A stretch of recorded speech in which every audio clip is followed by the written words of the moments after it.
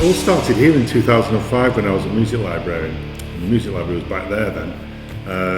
And I just wanted it the most thrilling place on earth. I wanted it to be somewhere kids got out of school and thought, do you know what, I'm going down that music library, because that fella seems to know what he's talking about, and we'll have a natter to him. So we kind of made the library as the most exciting kind of resource we could, and then on top of that we made it what you could call really an after hours club. So you had 9 to 5 daytime library, and then 7 till 11 was nighttime library, and that's where some of these big names came through, you know. And in this building, the acts we've had on this stage just seem surreal. The fact that we've had Adele, Ellie Goulding, Clean Bandit, Imelda May, Florence and the Machine, the Vaccines, have all played this stage, and all these pinch me moments happened in this library where I was a librarian. Just trying to get as many young people, new audiences, you know, people who thought libraries weren't for them, they're boring, and get them coming through these doors and actually really enjoying these brilliant new names in music who, you know, 10 years on, you can quadruple the ticket price.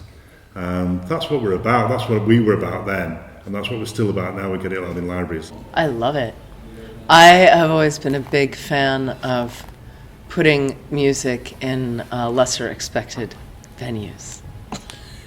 That is like what I've been doing all my career, is playing music in places where you don't usually have music. So I love this, it's fantastic. I think we should be making music in every space that could possibly fit people. The juxtaposition of such a quiet environment with like a very intense loud rock and roll band is an interesting dynamic. It, you know, kind of brings the library to life in a way that you wouldn't expect. And I kind of grew up being in libraries all the time, you know. It was my like escape from the world, you know. I really liked to read growing up, so it's a really fun environment, and it makes touring less boring.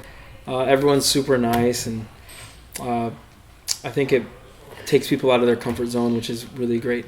I think it's a really good idea. I don't know the complete concept behind it. Is it assisting libraries in its things, just bringing attention back to them? Is that what the point is? Yeah, I think it's a good idea. I think playing gigs is a good idea, and being in libraries is a good idea. So I guess it's a really good idea. Yeah, get to make a lot of noise in the library. Yeah, it's quite. I guess that's the irony of it, isn't it? Is that why they did it here? Right, okay. I didn't think, I just sort of did it and didn't think about it until, I didn't actually believe it was a library until I got it. I went, oh, I thought it was a trendy name. You know how something's called the Railway Tavern or the whatever? I thought it was like that. Adele played here in 2007, I beg your pardon. And she'd have been 16 or 17. And I remember she stood outside with a guitar and a fag. And I remember my friend, who's slightly short-sighted, saying, "Oh, are you looking forward to the gig?" And she said, "Nah, I'm playing," you know, and that was Adele. And we had to go across to the John O'Gaunt pub and borrow a bar stool for her to play on, because all the seats in the libraries had elbows, so she couldn't sit up and play. Well, I reckon we've been coming to these gigs possibly since 2010, the first time we came. Who was the first gig?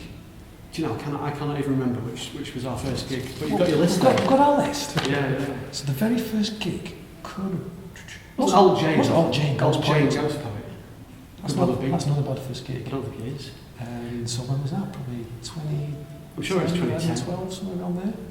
But yeah, so it's somewhere around there, wasn't it? So yeah, we were coming quite a while, but we weren't here right at the start of 2005, were we? No, we kind of missed Florence, didn't we?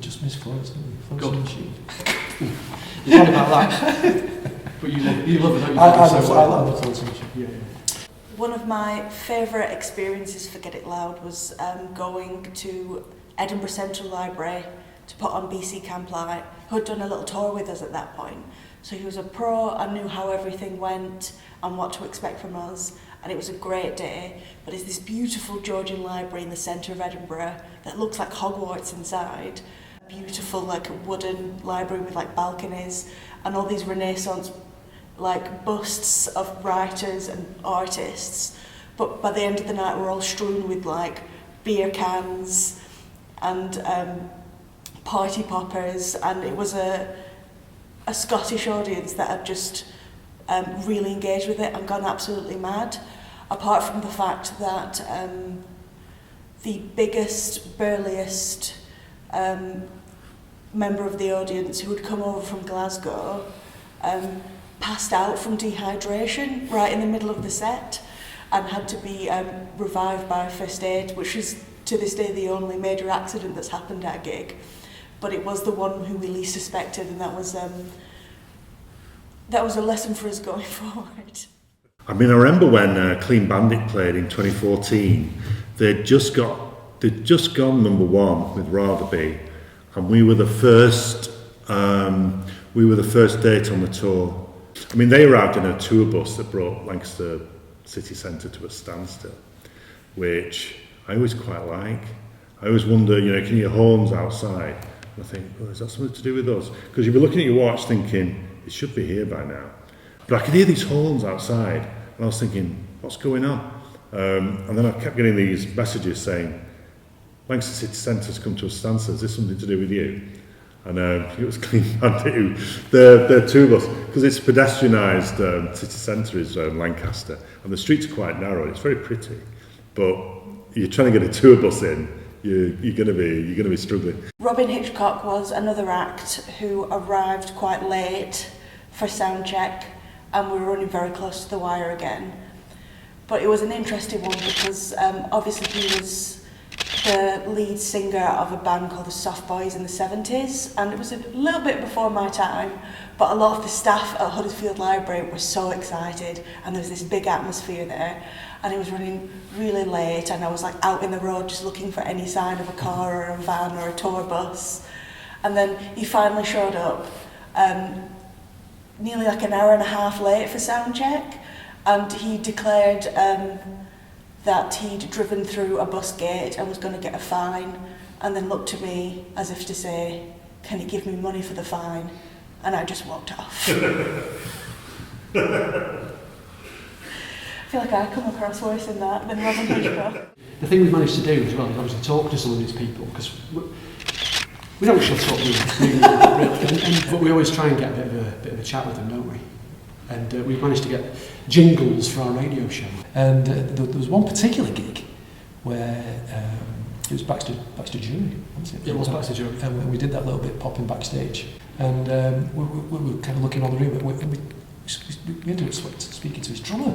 We did. I think we spoke to Baxter first, didn't we? We had a chat with Baxter. We did. And he kind of just, we just asked how he was going, and I think we talked a bit about the fact he'd supported Noel Gallagher the evening before, didn't we? And obviously a bit starstruck because he's getting to enjoy his son, and he was brilliant, wasn't he? The gig was ace. He says, well, you've got our drummer here. You've got Massive Attack's drummer. That's in the room. And then we kind of immediately got bored with Baxter Jury. We did feel really bad. Started talking to Damien Rees for about the next 10-15 minutes. The start of the show then was sadly, yeah. I don't think he was overly bothered. But and we got that jingle off Damien Rees as well, didn't we? We diffused regularly on the radio, so that was a brilliant occasion. It was. And I can remember the question I asked him as well. Can you remember the question I asked him? Not off the top of my head. Because I've got that slight theory out there about Banksy. The whole kind of Massive Attack and Robert Del Naggio, that kind of stuff. And I said, so I had to seize the opportunity, to get an inside scoop, trying to get an inside scoop on Banksy. So I asked him the question. I said, Damien, I've got this bit of a theory that Robert Del Naggio, he's done all that street art stuff. We've seen the videos of him when he was at sixth form. There's a strong linkage there between Robert Del Naggio being Banksy. And he looked at me and he goes, do you want Robert Del Naggio to be Banksy? And I said, it'd be absolutely amazing. He would be the cultural icon of our generation, to be both in Massive Attack and Banksy, the same person.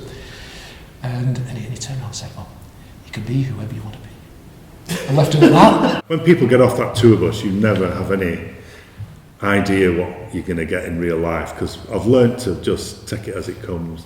I mean, some people who are due to be like, the friendliest girl in pop, it doesn't always work out like that. And then you get these really edgy artists like, say, the Young Fathers, who jumped out of the van in Skelmersdale down the road off the M6, this new town from the 60s, and they've got such a foreboding, dark, you know, broiling presence in all the kind of photos and interviews, and obviously incredibly intelligent guys, and they were just so sweet, you know.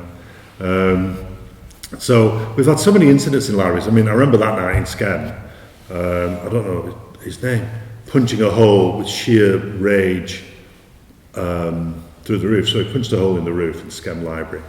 And I was stood with the librarian at the time, and she was saying, "Is he punching a hole in the roof?"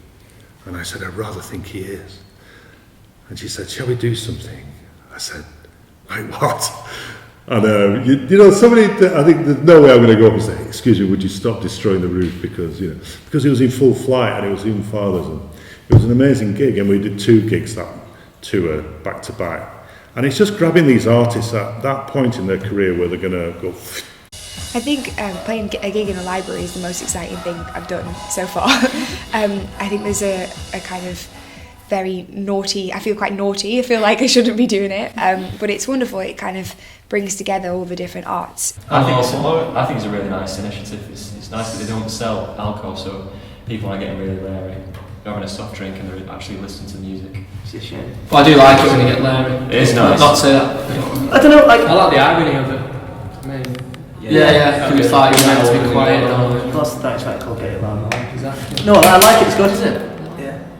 Yeah, it's like it's a great idea, and it's good, and they're doing it well. That's what I like about it. It's not like professional job. Yeah, it's not like half like attempted. It's really like gone for it. It's really good. So it makes it very desirable to play, and we'd definitely recommend it to any other band. It's definitely a first, I think, for us. We've played in a jail in Bristol. In Bristol, yeah. It just an feels... ex-jail. We weren't like the Johnny Cash thing. It was like there weren't actual or Metallica. Yeah. So also Metallica. Okay. Yeah. Slide a bit of Metallica. Yeah. But yeah, it's definitely a first for us. But you know, I mean, look at it. We got. I think it's great. Yeah. It's an awesome initiative. I think any good shows, any live shows, it's always. This is why we love it, because as a librarian, quiet in a library. We've got people. Yeah, it's great. It's like what we just said. It's awesome. it's a great thing. It's really fun. It's nice to get people into places that they wouldn't normally go. Like, I like that about all gigs. Like when you have like city festivals, I think that's one of the most interesting parts, is like pulling people out of their normal kind of comfort zones. And yeah, it's nice to make a loud noise in a library. Yeah, also my first ever job was working in a library, so this is all a little bit surreal because I was like 15 and used to just like put the books in alphabetical order and dream about being in a band. And you used to like steal the CDs, right? Yeah, I stole a lot of CDs.